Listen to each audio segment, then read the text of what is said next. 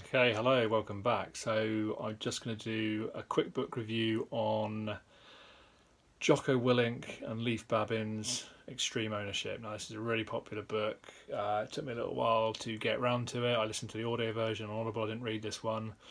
Um, and I'd seen loads of good reviews. It's like 4.5 stars out of 5. I don't know how many reviews, loads to suggest that it's a pretty popular book, basically.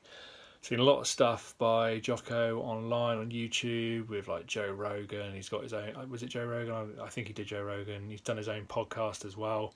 So there's a lot of really good stuff. Highly rate him in terms of kind of taking responsibility and championing discipline, which is stuff that I really kind of rave about on this channel. Fantastic, spot on.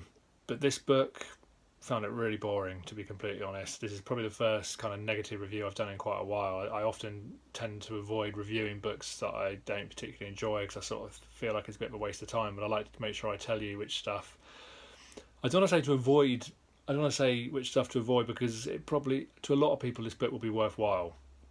It was just, to me, I just found it a bit boring. It was stuff that I kind of felt as though I'd already read quite a few times before in different things.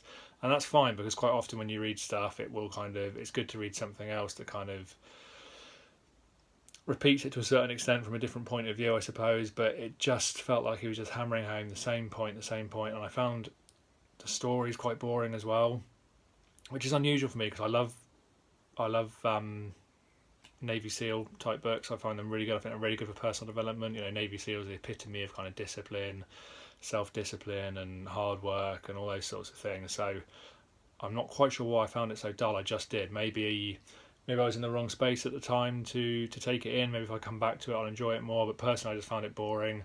I found is it Leif Babin, the other guy narrating. I found his voice a bit irritating. He sounded like one of those cheesy kind of blokes who introduce these Hollywood films kind of thing, and just like overly kind of gruff and macho, which, whatever, fair enough. Normally I don't mind that stuff, but I just found it got on my nerves a little bit after a while. I'm just giving my opinion. The message in it is great. Yeah, take full responsibility. Um, don't pass the buck. Take extreme ownership on things. That's fine. But I think you're just as well off kind of watching one of the podcasts or watching one of his talks on YouTube or something like that. It's a reasonably long book, and I just found, for me, it was a bit of a waste of time. I struggled to get to the end of it, to be honest. I stopped a couple of times and was tempted to go off and listen to something else, but I came back to it.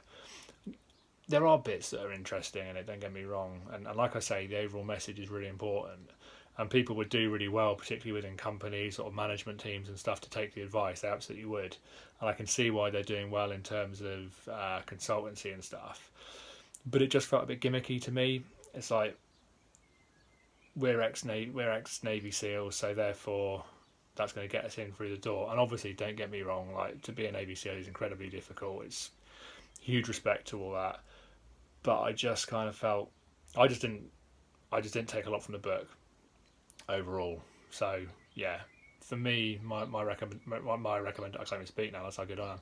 My recommendation would be check them out on YouTube, and you can save yourself quite a lot of time. The message didn't need to take the number of hours that it took to get through the book, basically. But, could do worse. Good advice, pretty boring book.